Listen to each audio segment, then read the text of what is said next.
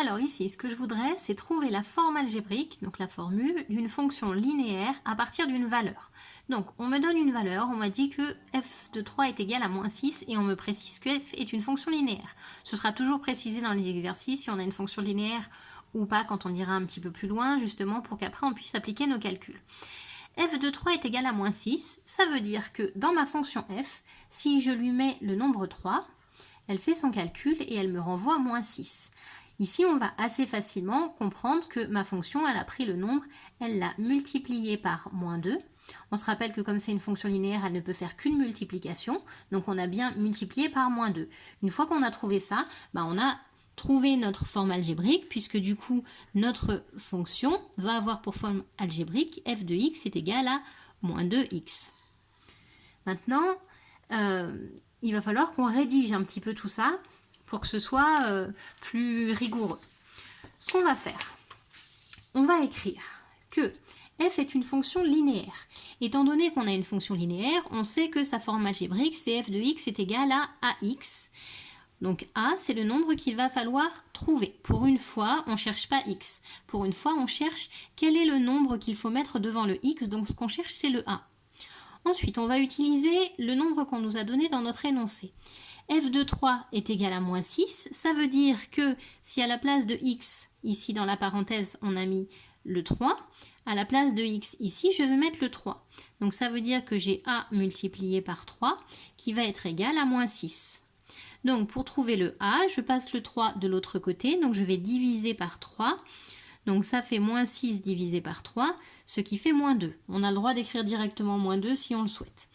Une fois qu'on est ici, on a quasiment terminé. Il suffit de conclure. Puisqu'on a trouvé qui est le a, on va le mettre dans la forme algébrique et on va donc obtenir f de x égale à moins 2x.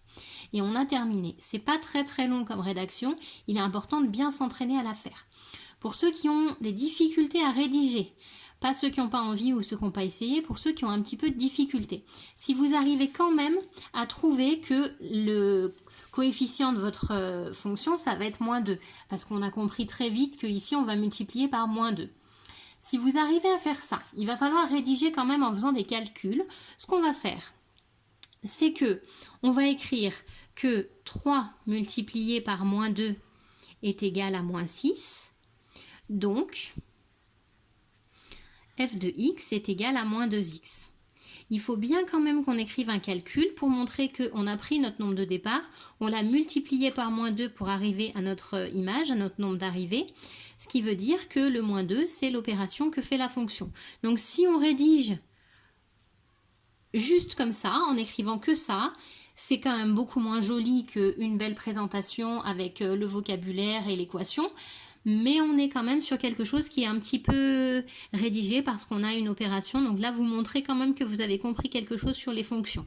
Mais j'ai vraiment besoin que vous essayiez de rédiger de cette manière-là, de façon prioritaire. Notamment, vous avez quand même la rédaction qui est présente sur cette vidéo et aussi qui est présente dans vos leçons.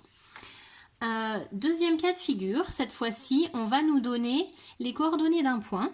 Donc on a un point qui a pour coordonnées 2 et 5 qui est sur la droite représentative de la fonction linéaire. C'est-à-dire que ma droite, elle est pas, on la voit pas, mais on sait que ce point-là, il est sur la droite. Et on va nous demander là encore de trouver la forme algébrique. Ce qu'on va faire, c'est que on va transformer ça en g de 2 est égal à 5. Parce que si le point de coordonnées 2 et 5, il est sur la représentation graphique de la fonction g, ça veut dire que g de 2 est égal à 5. Et une fois qu'on a ça, on se retrouve sur ce qu'on avait au départ, quoi. Donc ici, on va rédiger de la même manière qu'on avait fait cette partie-là.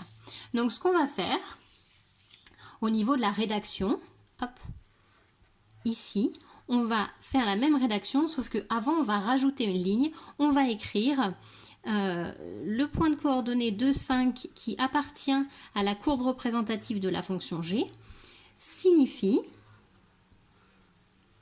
que g de 2 est égal à 5 et ensuite on rédige comme on l'avait vu avant. Puisque g est linéaire, ça veut dire que g de x est égal à ax. Je cherche le a.